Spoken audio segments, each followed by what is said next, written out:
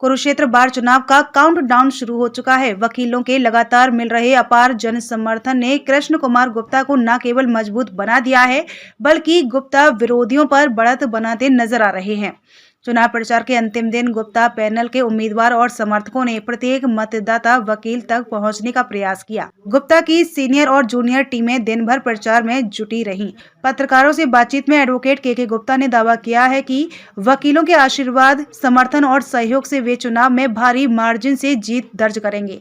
उन्होंने अपने एजेंडे और काम पर चर्चा की और वकीलों से अपने समर्थन में वोट की अपील की। और गुप्ता जी की तरफ से मैं आपको विश्वास दिलाता हूं कि किसी वकील साथी का सिर झुकने नहीं देंगे, जहां भी होगा। बहुत बहुत धन्यवाद राहुल। पहले मेरी रिक्वेस्ट है, आप टीम बनेगी, परमात्मा का आशीर्वाद मिलेगा। सबसे पहले आप आधा किला जमीन का छुड़वाना और बहुमत से विजय कराएं। बहुत बहुत धन्यवाद। धन्यवाद करता हूं, स्वागत करता हूं। साथियों, काफी लंबे समय से हम देख रहे हैं कि हमारी बार में बहुत सी समस्याएं हैं। जब मैंने चुनाव में खड़े होने का मन बनाया तो मैंने बहुत एडवोकेट से चर्चा की। पता है वो आता पार्किंग का। ऐसा नहीं है कि हमारी बार में पार्किंग नहीं है, हमारी बार में पार्किंग है।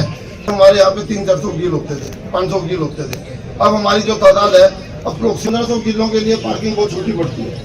इस पार्किंग को जहाँ पे 300-400 वकीलों के लिए पार्किंग है, वहाँ पे कोई मैनेजमेंट के नजदीक जो पार्किंग है वहाँ करनी पड़ती है, स्टेडियम के पीछे करनी पड़ती है या मीडिया सेंटर के पीछे करनी पड़ती है। वहाँ पे अगर देखा जाए तो हमारी गाड़ी की कोई सिक्योरिटी नहीं है। 2-4 वारदात ऐसी हुई है कि वकीलों की गाड़ियों के शीशे तोड़ के नाम होगा। एडीआर सेंटर के पास पार्किंग की जगह पड़ी है, वहाँ पे पार्किंग बनाई जा सकती है। उसके लिए मैं उसके बाद समस्या आती है चैम्बर की। साथियों, जो चैम्बर है, चैम्बर के लिए लोग कह देते हैं कि हमारे पास एक चैम्बर होगा और यहाँ से अपना परिवार चलाएंगे। और नए एडवोकेट जो आते हैं उनके पास बैठने की जगह नहीं होती। वो बार बार कभी कहीं बैठते हैं, कभी कहीं बैठते हैं। स्टार्टिंग में काम नहीं होता, बैठने की जगह नहीं होती। कृष्ण जी, एक दिन रह गए वोटिंग के लिए, सभी वकीलों से जो वोटर हैं क्या अपील करना चाहेंगे? बोलो जी, पहले तो आपका बार में आने का स्वागत है। भाई साहब, हमारी कोर्ट में मुझे ऐसा लगता है कि अगली बार जो हमारा चुनाव है वो मतलब चुनाव में नहीं खड़ा। चुनाव एक हमारे सारे बाहर के जितने भी वोटर हैं वो अपने आप को कैंडिडेट समझ के मेरे साथ लगे हुए और उनका अगली बार रुझान है कि अगली बार हम एक मौका के एडवोकेट को देते हैं। देने की वजह ऐसा नहीं है, वो चाहते हैं बदलाव। 2-3 सालों से मैं देख रहा हूँ और हमारी बात के मेंबर भी देख रहे हैं, यहाँ पे किसी भी तरह का कोई अच्छा काम नहीं हुआ। अच्छे काम से मेरा मतलब ये नहीं है कि बार का प्रधान बन गया, उसने जी सफाई करा दी, कुछ और काम करवा दिया। ये मुद्दे नहीं आते। जो पीछे मैनिफेस्टो देंगे, उस मैनिफेस्टो में इन्होंने कोई भी अपना एक भी वादा पूरा नहीं किया। उन वादों में सब सर्वोपरि रखा था कि उनके यूथ के बच्चे आते हैं उनको चैम्बर देंगे। किसी भी भाई को इन्होंने चैम्बर प्रोवाइड नहीं करवाया। यहाँ तक कि प्रोवाइड करवाना तो दूर की बात है, इन्होंने चैम्बर दिलवाने के लिए कोई भी प्रयास नहीं किया। कम से कम प्रयास कर सकते, ऐसा कुछ नहीं किया इन्होंने। और दूसरी बात करते हैं हाउसिंग सोसाइटी की, हमारी बार रजिस्टर्ड नहीं है, इस तरफ इन्होंने कभी ध्यान नहीं दिया। हमारी बात को रजिस्टर्ड करवाते, रजिस्टर्ड करवाने के बाद सरकार से अपील करते कि हमारे को हाउसिंग सोसाइटी बार की तरफ से बने, उसमें हर एक व्यक्ति को, बार के मीडिया आदमी को एक मकान की जगह मिले। उसके अलावा अगर बात करें लेडी एडवोकेट है जैसे हमारे यहाँ पर, उनके लिए बैठने की अच्छी व्यवस्था नहीं है। कैंटीन की बात करें, कोई कैंटीन अच्छी नहीं है। कैंटीन में आप जाके देखेंगे चूहे कूद रहे हैं, फर्नीचर अच्छा नहीं है और यहाँ तक कि कहीं कहीं महीने कैंटीन बंद रहती है। अगर अभी बात करें टॉयलेट की, ये पीछे सामने 61 नंबर के पास टॉयलेट था, 9-10 महीने उस टॉयलेट का काम बंद रहा। अब इलेक्शन के दौरान इन्होंने लोगों को लुभावना सपना दिखाने के लिए उस बाथरूम को चालू करवाया। ऐसा नहीं है कि लोग नहीं समझते, पढ़ी लिखी जमात है, हर चीज समझती है और इनको इस वोट की चोट से इनका सबक सिखाएगी। कृष्ण जी, सीनियर एडवोकेट भी हैं, आपके कुलीग भी हैं, जूनियर भी हैं, उन युवाओं से और बुजुर्ग वकीलों से क्या अपील करना चाहेंगे? उन सभी से मैं अपील करना चाहूंगा कि ये यूथ एडवोकेट है कि आप एक बार मुझे सेवा का मौका दें। मैं आपके लिए जो भरसक प्रयास होगा, जो जिस दौर से वो गुजर रहे हैं, ये दौर मुझको भी 15-20 साल पहले आया था। उस टाइम मुझे भी जरूरत थी एक चैम्बर मिले, मैं उनकी मजबूरी समझता हूँ। तो मुझे नया एडवोकेट आता है, उसका दर्द मैं समझता हूँ। उसे चैम्बर की जरूरत है तो काम की जरूरत है। दूसरा बैठने की जगह होगी तब उसके पास काम आएगा। रही बात सीनियर की, अभी कुछ टाइम से मैं सुन रहा हूँ कि जो बार काउंसिल बिंजावन हरियाणा में है, अगर रजिस्ट्रेशन करवाते हैं तो उसे 1 लाख रुपए की मार्कशीट कटती है। उस 1 लाख रुपए को कम करवाने के लिए एक्चुअली तो कड़ा खराब हो रहा है। 1 लाख रुपया कम करवाने के लिए मैं खुद और अपनी टीम के साथ पूरा प्रयास करूंगा। कृष्ण जी, अगर जिला बार एसोसिएशन के सभी सदस्य मिलकर आपको प्रधान चुनते हैं तो ऐसे कौन से कार्य जिला प्राथमिकता के आधार पर करवाना चाहेंगे? मैं सबसे पहले ये चाहूंगा कि बार और बेंच के बीच में संबंध है उसे बरकरार रखेंगे। बार का जो माहौल है उसे शांतिपूर्वक बनाए रखने के लिए वकीलों में भाईचारा कायम करेंगे, और जो डिग्निटी है वकीलों की डिग्निटी होती है उसे मेंटेन करेंगे, उसे गिरने नहीं देंगे। जी, बैठे में भाई रुक सकते हैं। अच्छा, ठीक। हो जाओगे रात में क्या? चुनाव में मैं नहीं खड़ा। चुनाव एक हमारी सारी बाहर के जितने भी वोटर हैं वो अपने आप को कैंडिडेट समझ के मेरे साथ लगे हुए हैं, और उनका अब की बार रुझान है कि अब की बार हम एक मौका के गुप्ता एडवोकेट को देते हैं। देने की वजह ऐसा नहीं है, वो चाहते हैं बदलाव।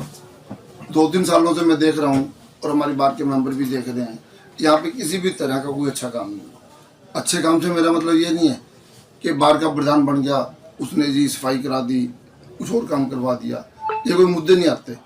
जो पीछे मैनिफेस्टो थे इनके, उस मैनिफेस्टो में इन्होंने कोई भी अपना एक भी वादा पूरा नहीं किया। उन वादों में इन्होंने सब सर्वोपरि रखा था कि हम जो यूथ के बच्चे आते हैं इनको चैम्बर देंगे। किसी भी भाई को इन्होंने चैम्बर प्रोवाइड नहीं करवाया, यहाँ तक कि प्रोवाइड करवाना तो दूर की बात है, इन्होंने चैम्बर दिलवाने के लिए कोई भी प्रयास नहीं किया। कम से कम प्रयास कर सकते, ऐसा कुछ नहीं किया इन्होंने। और दूसरी बात करते हैं हाउसिंग सोसाइटी की, हमारी बार रजिस्टर्ड नहीं है, इस तरफ इन्होंने कभी ध्यान नहीं दिया। हमारी बार को रजिस्टर्ड करवाते, रजिस्टर्ड करवाने के बाद सरकार से अपील करते कि हमारे को हाउसिंग सोसाइटी बार की तरफ से बने और उसमें हर एक व्यक्ति को, बार के नीडी आदमी को एक मकान की जगह मिले। और उसके अलावा की बात करें, लेडी एडवोकेट हैं जैसे हमारे यहाँ पर, उनके लिए कोई बैठने की अच्छी व्यवस्था नहीं है।